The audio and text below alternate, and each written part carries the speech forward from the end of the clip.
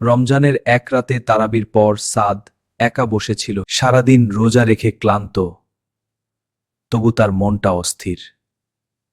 সে ভাবছিল, আমার এত গুনাহ, আল্লাহ কি আমাকে ক্ষমা করবেন? হঠাৎ তার মনে পড়ল একটি হাদিস,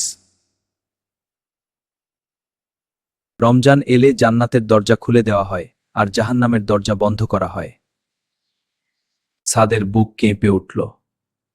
আল্লাহ নিজেই সুযোগ দিচ্ছেন ফিরে আসার। সেই রাতেই সে দাঁড়িয়ে গেল নফল নামাজে।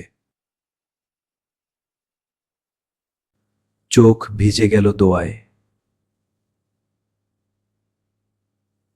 মাগরিবের ইফতারে যেমন ক্ষুধা মেটে, সেদিন তার অন্তরের ক্ষুধাও মিটে গেল।